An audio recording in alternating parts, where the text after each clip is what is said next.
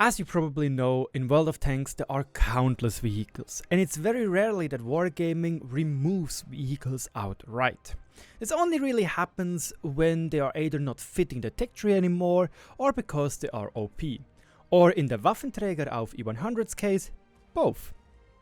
However, in today's video we are not going to talk about OP vehicles. We're going to talk about 3 Russian tanks, 2 which are still in the game, however in a different version, and 1 which, as mentioned before, has been outright removed. We are talking about the Object 263, the Object 430 and the SU-122-54. Also, a big shout out to our mighty goat Xanillion, because he gave me the footage which you see right here.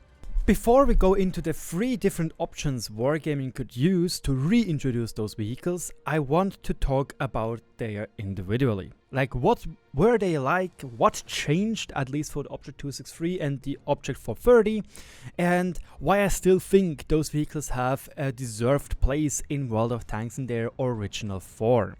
And let's just start with my all-time favorite, Stalin's Boot, the Object 263. As you can see, I played loads in the Object 263. Right now you can see it is in my service record called the Object 263B, which I still think is an okay name to use when wargaming would decide to reintroduce those vehicles to tier 10. And I played almost 400 games in this tank, have 3000 DPG and almost 70% win rate. Okay, it's 86, but still it's up there. And it's just a unique tank. And this is why I really want this tank to be back. It is basically a fast jacked tiger on tier 10. And this is what made it so unique to me. Back in the days you didn't have the Stridswagen on tier 10, you know? You didn't have the Foch B, you just had the Foch 155. The Object 263, back then as a tier 10 tank destroyer, was the one with the lowest alpha. And that made it more than just unique. It didn't even have 560 alpha like a jacked tiger would have with a 128mm gun. Nope, it's a 130mm gun having only 550 alpha. But comparing it to the tier 9 version, you can see you had amazing DPM, 3084, like that is insane. Right now we are at 2156, so we lost almost 900 DPM, which results in a reload increase of almost 5 seconds for the same 550 alpha. That obviously makes sense because the Object 263, if you would take the old one onto tier 9, it would have been completely busted. It is still an insanely strong vehicle on its current iteration on tier 9, but come on guys, you had an amazing accuracy. Yes, the aim time wasn't that good, yes, the accuracy on the move wasn't that good, but you had good armor. Even for tier 10, it was still very good armor and you had this amazing DPM. When you were able to pump that DPM into the sides or into the frontal road wheel of the enemy, you did so much. And again, this was a very unique experience for you as a tanker. You simply... It simply didn't exist back then, anything in this regard. And this is also why I still think wargaming should give the Guerrilla 15 the ability to mount a 12.8cm gun, making it a mix between a sniper and like a mix between itself and the Stridswagen 103B. Because the Stridswagen right now is the hero of low alpha guns and great DPM on tier 10. Then you could argue that the Foch B still has a very good DPM with its 400 alpha autoloader. And then you would have the Object 263B in that regard. Come on. It simply has to come back. It is a unique vehicle. It's a veteran's choice. It's a novelty vehicle. And I simply loved that vehicle and I still love it until today and I still want to have it back to tier 10. Next up, let's talk about the Object 430 or 430B in that regard. As you know probably, it used to be a tier 10 vehicle and it was the same deal as the Object 140, as the T62A, as the K91, 320 alpha. Yeah, that's boring, you might argue. Yeah, that wasn't interesting. However, the Object 430 was interesting on its own way. it had the best DPM, 3000 base DPM, while also having the best camouflage of all the tier 10 Russian medium tanks. So it had something going for it, but yes, it wasn't as unique as the Object 263. I 100% agree. However, it did had a lot of fans, and then as Wargaming decided to remove that vehicle and move it down to tier 9, I don't know. Now it has a 390 alpha gun, is far more inaccurate while aiming in and being aimed in, and you have less penetration and obviously far less DPM. However, at this tier the armor is significant. And this is something which on both tanks is true. The Object 263 as well, the 430 didn't got any changes to their armor when they were moved a tier down. So now if you might say, yeah, Object 263 armor on tier 9, that is strong. Object 430 armor on tier 9, that is strong. It isn't at tier 10, you know. They are still good. Don't get me wrong, the Object 263 is still a very capable tank in tier 10 games. However, the armor is not as strong as when you would play it against tier 7s, you know. Especially the Object 430. Like, that thing, it just cuts tier 7s in half with that great armor. And, you know, now that 390 alpha gun. I want to be fully fair, I didn't really play that many games in the Object 430.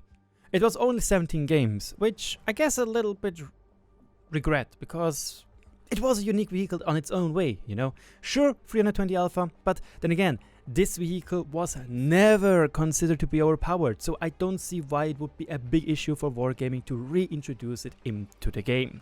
And now let's go to the removed duckling, which is the SU-122-54. Ah yes, the SU-122-54 removed because it simply didn't fit the tech tree anymore, as Wargaming decided to go against our prayers to not do that and put the Object 263 at tier 9 and made it far less accurate and far less DPM heavy, you know the drill. I played pretty decent amount of games in the SU-122-54. Yes, back then I wasn't a good player. 2000 DPG, 61% win rate, almost 190 games. But what made the SU-122-54 so unique back in the days was it had the second lowest alpha in the game at this tier. Only the Foch and the Tortoise were worse. And the SU-122-54 was basically a little bit like the Stridswagen 103, you know. It didn't have siege mode, it didn't have good gun depression, and the gun, accuracy wise, it could have been better. It is an IS-4 gun after all, and yes, pen, 260 if you run it up, and heat, you know, not good in the current meta to snipe EBRs. But what it had was great camouflage and great DPM. 3000 base DPM. Like, for a tier 9 tank, that is ludicrous if you know what you're doing. And this is why I also think this tank just needs to come back. It is unique in its own way. Yes, the Object 263 has a 440 alpha gun on tier 9, but there's nothing else really, you know. Sure, Stridswagen 390 alpha, sure T30 or Tortoise can have a 400 alpha gun, the Foch has a 400 alpha gun, but that's about it, you know. We don't have a 440 alpha gun on this tier, and we don't have anything anymore like the SU-122-54, a mobile DPM heavy sniper. Yes, the Tortoise isn't fast, you know. It isn't fast. And the Stridswagen is more about camping. Sure, it can move around, but not as the SU-122-54. It did had a little bit of armor, and it could bounce some stuff, but yeah, no one ever considered this tank to be overpowered.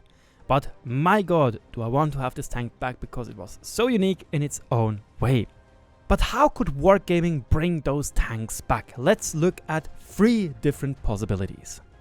The first one is super duper simple. Wargaming can just introduce all those 3 vehicles in their original form. Again, Object 263, call it Object 263B, Object 430B and the SU-122-54, and just introduce them as collector's vehicle. As you know, Wargaming recently made the change, putting some less known vehicles, even though they're very known, like the the AMX-30 or the T-62A, into the collector's branch. You can still get them, just costs money, and that's it. You don't even need to grind really. if you already have a tier 10 vehicle in that tree.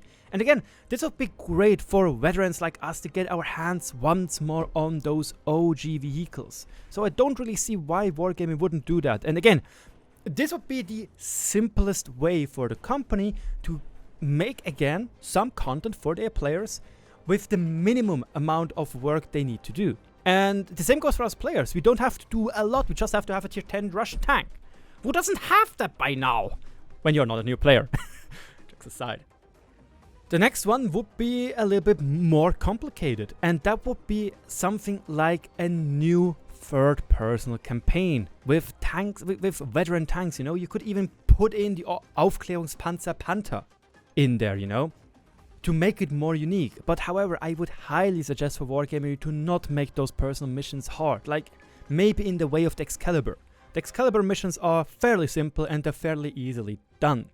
But making it as a personal campaign would also give something for the players like me, which don't have anything anymore to really grind, something to grind again, you know. It could be some end game content.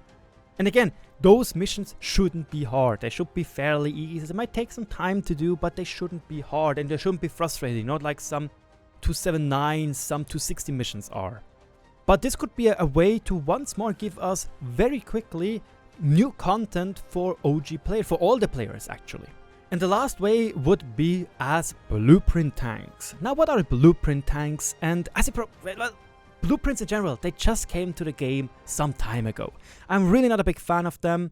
I know some people might disagree, but in the end, right now, I'm just sitting on 3,800 universal blueprint fragments. I don't know what to do with them. I might use them for the Italian tech tree with the new Italian tanks coming up very soon. But what am I supposed to do else with those things? I have so many lying around. Like, wow. I am amazed. And I don't know what to do with them. I literally do not know what to do with them.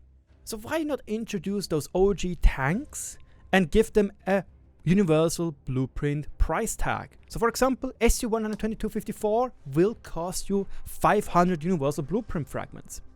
And you could say, yeah, tier 10 tank costs 1000. Wargaming would obviously need to introduce a mechanic to switch between national flag fragments and universal fragments. And obviously Wargaming needs to think if they want to also introduce other tanks, you know. There are a lot of tier 9 vehicles which are still in the game right now. We don't know what Wargaming plans with them.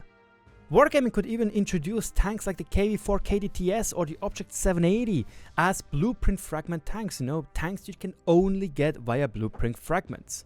And it would be interesting for new players to think, now, what do I want to do? Do I want to use those blueprints to get quicker to a tier 10 vehicle? Or do I keep them safe away and gather them to then buy one of those novelty vehicles?